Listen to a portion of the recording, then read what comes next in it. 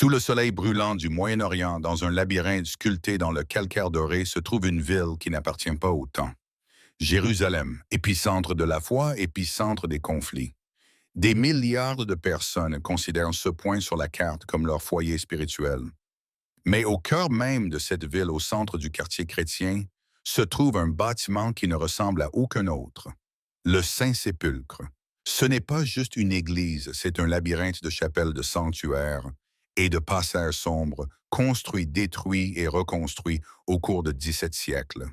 Les Croisés, les Perses, les Byzantins, les Ottomans, tous ont laissé leur marque ici, mais tous ont construit leurs murs autour d'un seul et même lieu, un point sur la terre, qui, selon la tradition, a changé le cours de l'histoire humaine. L'endroit où Jésus de Nazareth aurait été crucifié, enterré et ressuscité. Des millions de pèlerins viennent ici pour toucher la pierre considérée comme le dernier refuge du Christ. Mais pendant des siècles, ce qui se trouve à l'intérieur de ce sanctuaire a été caché, scellé, recouvert de marbre, gardé non seulement par la foi, mais aussi par un équilibre fragile entre 6 confessions chrétiennes différentes qui protègent jalousement chaque centimètre. Ils n'ont pas pu se mettre d'accord pendant des siècles même sur la façon de réparer l'escalier. Que dire alors de l'ouverture du tombeau lui-même? Avant de passer à la partie principale, nous aimerions vous demander un petit soutien. Un like et un abonnement seront la meilleure des remerciements. Merci. En 2016, l'impossible s'est produit. La catastrophe a donné une chance. Le sanctuaire connu sous le nom de coupole, une petite chapelle à l'intérieur d'un immense temple, s'effondrait littéralement. Les années de tremblement de terre, la fumée des bougies et la pression quotidienne de milliers de pèlerins ont fait leur œuvre. Les autorités israéliennes l'ont déclarée dangereuse. Ils ont lancé un ultimatum, soit les églises se mettent d'accord sur les réparations, soit le temple sera fermé pour toujours. Pour la première fois depuis des siècles, les factions belligérantes, les Grecs orthodoxes, les catholiques romains et les Arméniens ont été contraints d'agir. Ils se sont adressés à une équipe de scientifiques de l'Université nationale technique d'Athènes, des spécialistes qui ont restauré l'acropole. Leur mission est de sauver le sanctuaire. Mais les scientifiques avaient leur propre plan secret. S'ils vont démanteler la tombe jusqu'aux fondations pour la sauver, ils auront une chance unique dans l'histoire de jeter un coup d'œil à l'intérieur, de regarder sous la dalle de marbre qui n'a pas été déplacée depuis au moins 155 après GOC. Et peut-être beaucoup plus longtemps, qu'y a-t-il vraiment à l'intérieur le vide?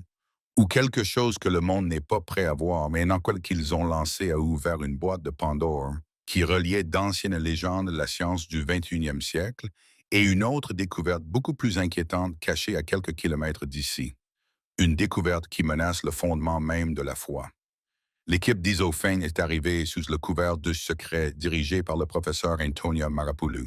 Ils savaient qu'ils n'avaient pas le droit à l'erreur. Le monde observait, le Vatican observait, les patriarches observaient. Ils n'avaient que 9 mois pour accomplir un travail impensable. 9 mois pour stabiliser une structure qui pouvait s'effondrer à tout moment. Mais le grand prix était caché à l'intérieur, poupée chapelle dans une chapelle. Selon la tradition, elle entoure les vestiges d'une grotte que l'empereur Constantin et sa mère Hélène ont identifiée au IVe siècle comme le lieu de sépulture du Christ. C'est Constantin qui a ordonné la démolition du temple romain de Vénus, construit à cet endroit, et fait tailler la roche autour du tombeau, le laissant debout comme un sanctuaire isolé. Mais était-ce vrai ou était-ce simplement une pieuse invention créée pour donner à la nouvelle religion impériale un symbole puissant? L'équipe de Marapoul n'avait qu'un seul moyen de le savoir. Ils ont commencé à travailler. Chaque jour, ou plutôt chaque nuit, lorsque le temple fermait ses portes aux pèlerins, une course contre la montre commençait.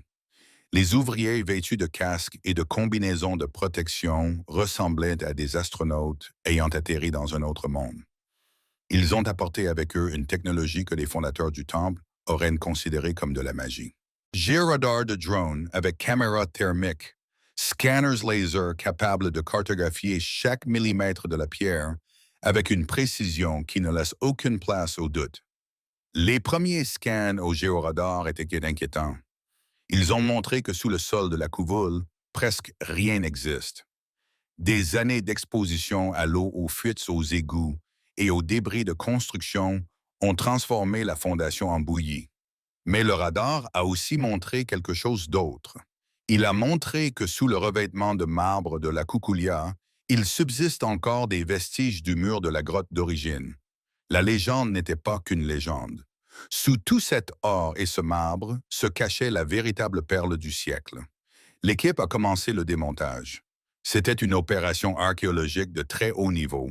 D'abord, ils ont retiré la lourde cage de fer l'exosquelette Ley, installée par les Britanniques en 1947 pour empêcher le bâtiment de s'effondrer. C'était comme enlever les bandages à un patient gravement blessé. Sous lui, la pierre s'est ouverte. Le revêtement en marbre turc du XIVe siècle est tout craquelé et noirci par la suie. Il retirait soigneusement dalle après dalle en marquant chacune. Et en dessous, une autre couche s'est révélée. Maçonnerie en pierre de l'époque des croisades. Xième siècle. Ils ôtaient littéralement les couches de l'histoire. Chaque couche racontait la destruction et la reconstruction. Mais la question principale restait sans réponse. Qu'y a-t-il au centre que cache la dalle sur laquelle, selon la légende, reposait le corps octobre 2016? La restauration battait son plein, mais le moment le plus délicat était encore à venir. L'ouverture du tombeau lui-même. Les dirigeants de l'Église ont donné leur bénédiction, mais à une condition.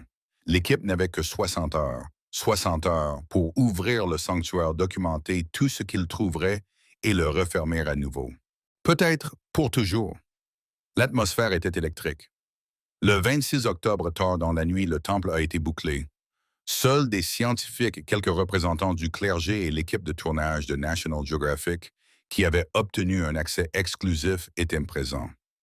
Le cœur de la coupole est une petite pièce où ne peuvent tenir que 4 personnes au maximum. Au centre se trouve une dalle de marbre lisse usée par les millions de mains qui l'ont touchée. C'est son équipe qui devait la déplacer. Ils ont inséré des leviers métalliques sous la dalle. Le grincement du métal et la pierre étaient le seul son dans l'immense temple vide. Lentement, pouce par pouce, ils ont déplacé la dalle massive. Tout le monde retenait son souffle. Ce qu'ils ont vu en dessous n'était pas une réponse. C'était une couche de mystère de plus. Sous la dalle que tout le monde croyait ancienne, il y avait une épaisse couche de mortier gris, de débris, de construction et de remblais. L'équipe, elle était perplexe. Est-ce tout, c'est juste une tromperie créée par les restaurateurs du 15e siècle? Ils ont commencé à travailler fiévreusement, ramassant les ordures. L'horloge tic-taquait. Ils creusaient à la main, tamisant chaque particule. Et c'est alors que sous la couche de gravier, leurs outils ont heurté quelque chose de dur. Encore une dalle, une autre. Elle était grise avec une fissure au milieu et une petite croix gravée dessus. Ce n'était pas un travail moderne. La pierre était vieille et très vieille. C'était une dalle que les historiens pensent avoir été installée par les croisés au Xe siècle. Ils l'ont trouvée. C'était la dalle mentionnée par les pèlerins médiévaux. Mais pourquoi était-elle cachée? Pourquoi l'ont-ils recouverte d'une autre dalle anonyme et ensevelie sous les ordures? Cela a-t-il été fait pour la protéger ou pour cacher quelque chose? Il leur restait seulement quelques heures. Ils auraient dû aller plus loin. L'équipe a pris une décision. La deuxième plaque, la plaque des croisés, doit également être déplacée. C'était un risque encore plus grand. Elle était fragile. Si elle se brisait, une partie inestimable de l'histoire serait détruite. Mais ils auraient dû savoir. Les leviers et les supports sont de nouveau entrés en jeu. Lentement, avec une prudence incroyable, ils soulevèrent la dalle grise fissurée. L'air se remplit de la poussière des siècles. Quand la poussière est retombée, tout le monde dans la pièce s'est tu. Ce qu'ils regardaient était impossible. Ce n'était pas du marbre, ce n'était pas de la pierre travaillée par l'homme. C'était l'original. Calcaire, beige clair. Banque funéraire originale taillée dans la paroi de la grotte. C'est l'endroit. La légende était vraie. Devant eux se trouvait ce que Constantin avait ordonné de préserver. Des lits en calcaire sur lesquels, selon une tradition séculaire, reposait le corps de Jésus après les événements décrits. Il était endommagé, mais il était là. Ce fut un choc. Choc archéologique.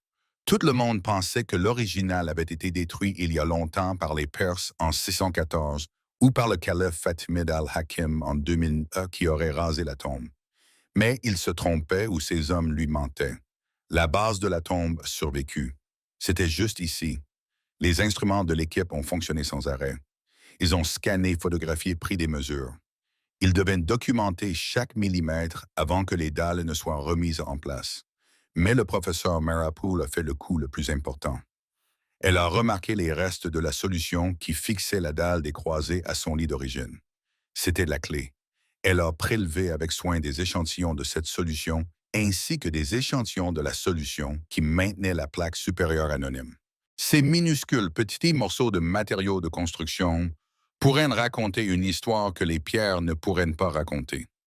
Ils auraient pu dire quand. Quand la tombe a-t-elle été ouverte et refermée pour la dernière fois, l'horloge a sonné. 60 heures se sont écoulées avec le cœur lourd. Les scientifiques ont commencé le processus de scellement.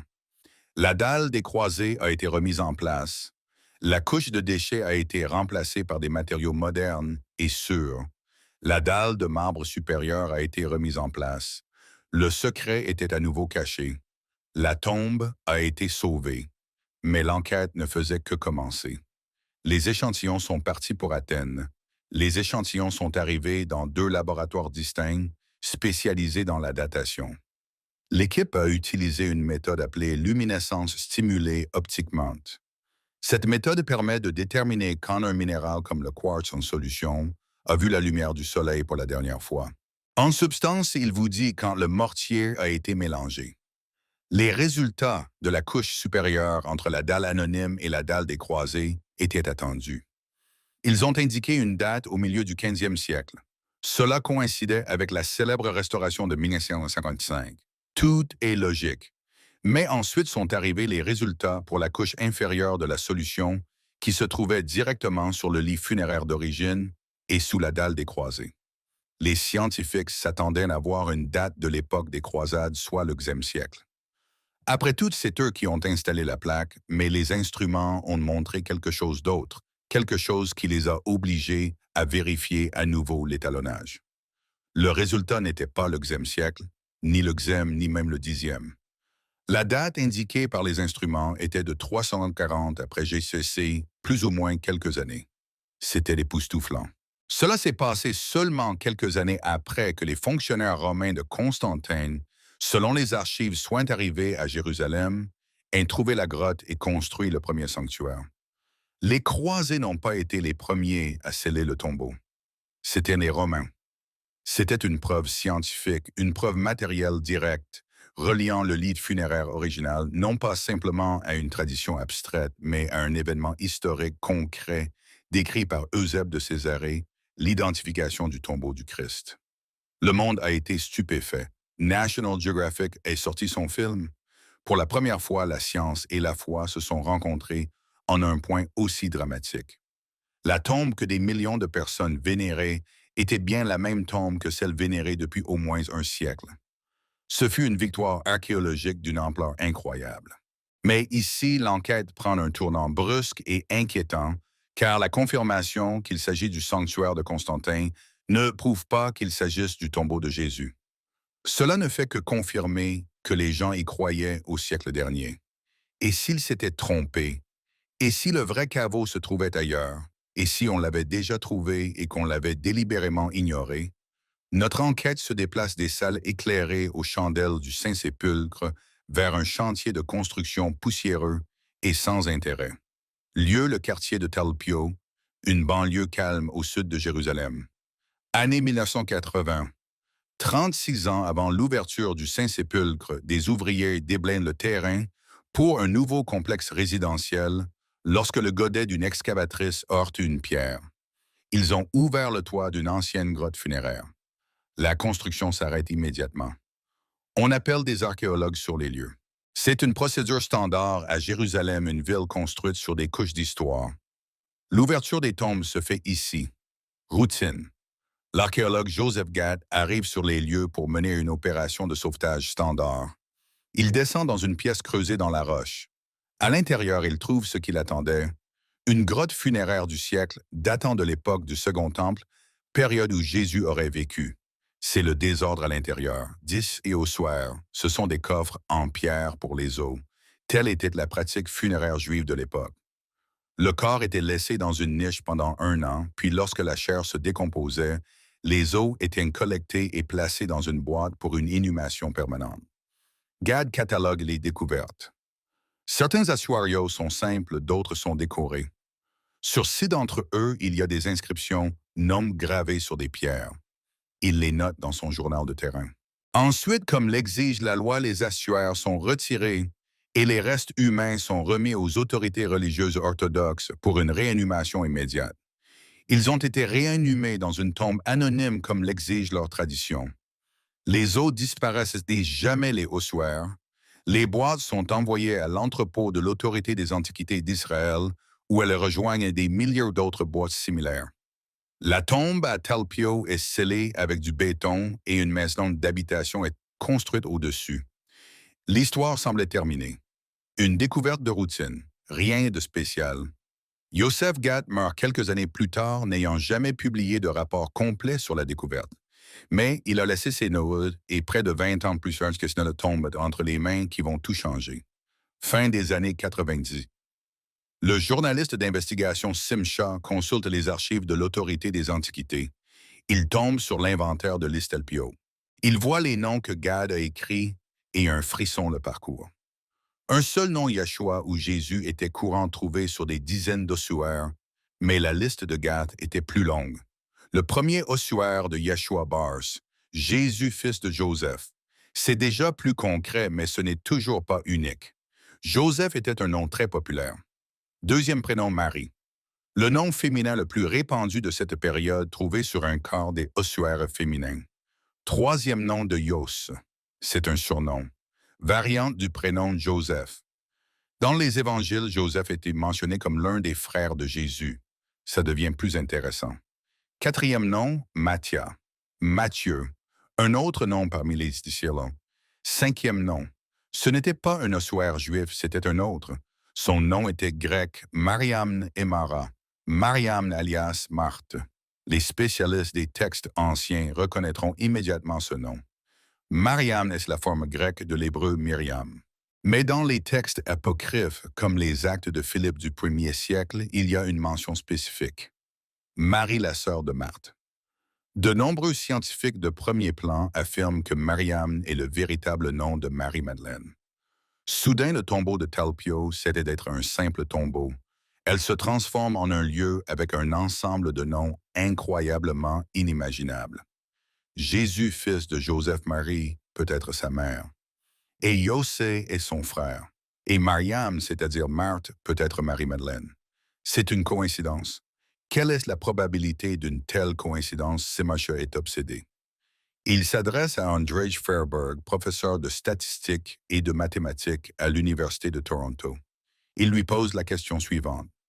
Quelle est la probabilité que ce groupe de noms trouvés dans un seul tombeau familial du siècle soit le fruit du hasard? Fairberger était sceptique. Il a commencé par une base de données de tous les noms trouvés sur les ossuaires de cette période. Il a calculé la pureté de chaque nom. Jésus était populaire. Marie était très populaire, Joseph aussi. Mais ensuite, il a commencé à combiner.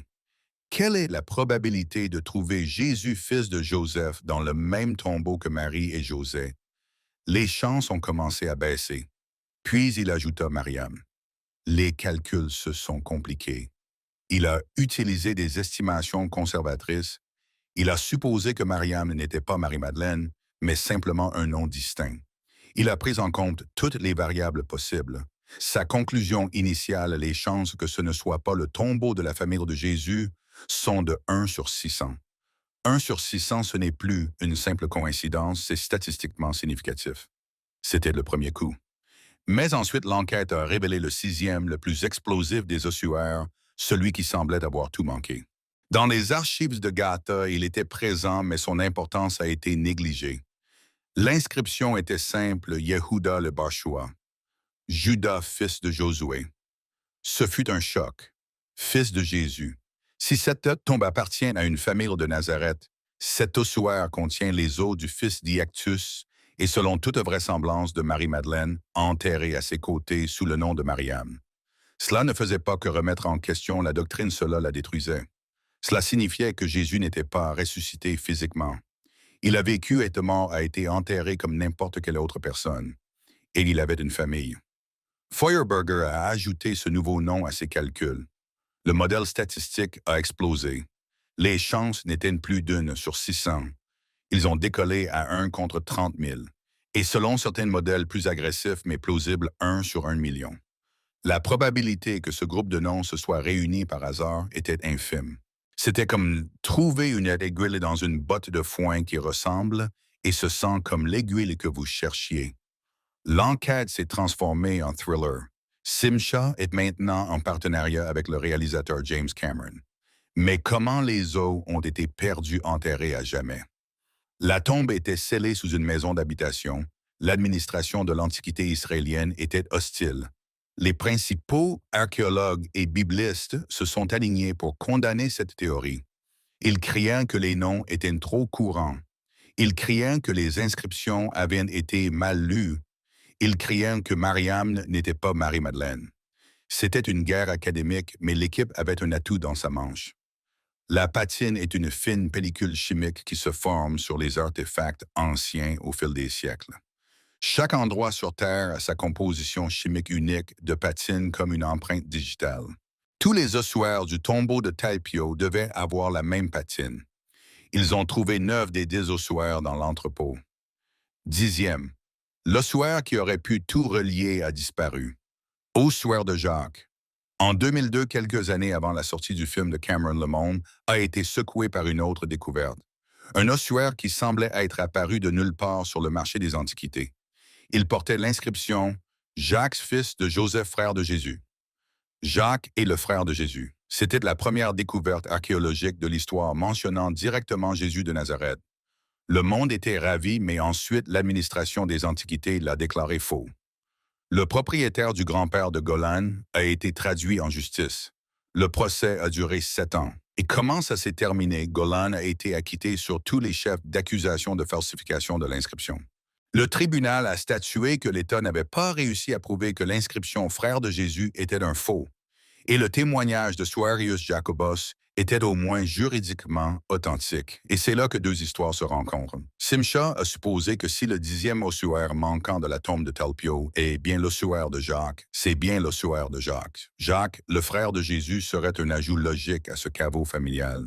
C'était la 10e boîte.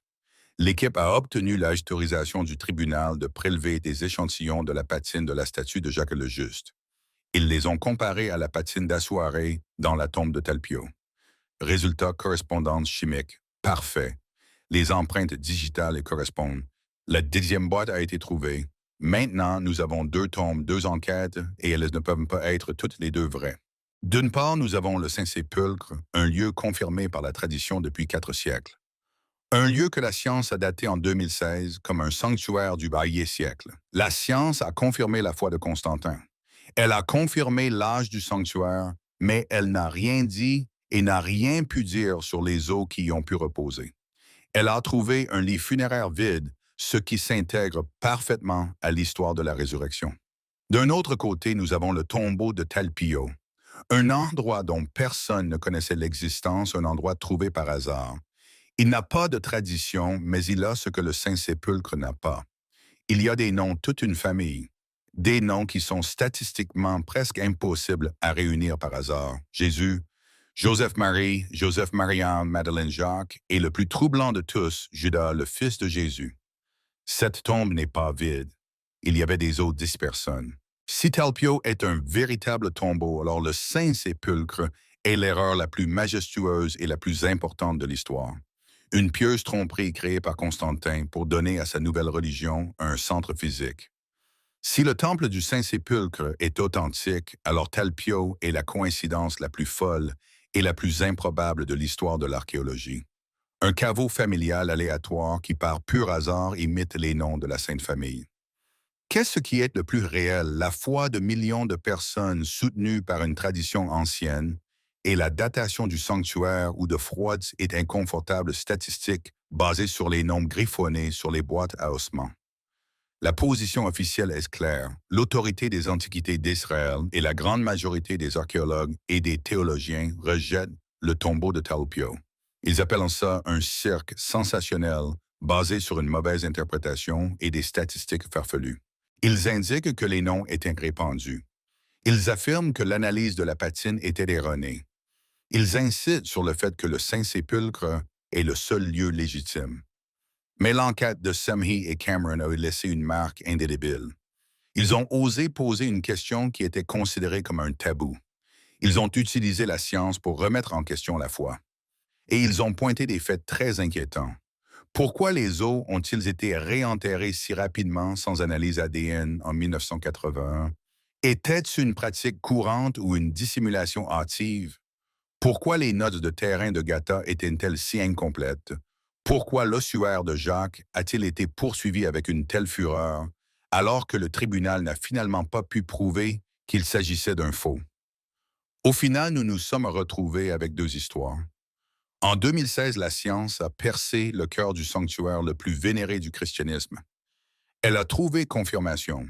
La confirmation que la croyance en ce lieu est incroyablement ancienne, que le lit funéraire original existe toujours intact exactement là où, selon Hélène, il était censé être. Ce fut un moment de triomphe où la science et la foi se sont donné la main. Mais à l'ombre de ce triomphe se trouve une dalle de béton dans la banlieue de Talpio. Sous elle, hors de portée, se trouve une tombe. Une tombe qui pose une question terrible. Tombeau avec des noms. La science nous a donné des réponses sur quand dans l'église du Saint-Sépulcre, mais elle nous a posé des questions choquantes. Qui est à Talpio? La vérité, en fin de compte, reste enterrée.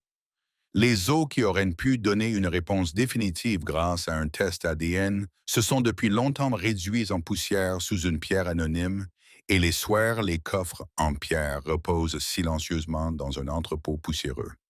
Jérusalem garde ses secrets et nous restons face au choix. Faut-il croire aux lits vides que les scientifiques ont vus dans le Saint-Sépulcre ou faut-il croire aux statistiques qui pointent vers la boîte d'ossements trouvée à Talpio? Quoi que vous choisissiez, une chose est claire. Le secret qui sous-tend une foi vieille de 2000 ans n'a jamais été aussi réel et aussi troublant. Qu'est-ce que ces deux sépultures cachent selon vous? Et pourquoi la vérité est-elle si farouchement gardée? Un grand merci à tous ceux qui ont regardé cet épisode jusqu'au bout. Votre soutien, votre like et votre abonnement sont très importants pour nous. Et n'oubliez pas de cliquer sur la cloche pour rester toujours au courant des dernières nouvelles et ne pas manquer nos nouvelles vidéos. Et nos nouvelles vidéos. Et nos nouvelles vidéos. Et nos nouvelles vidéos.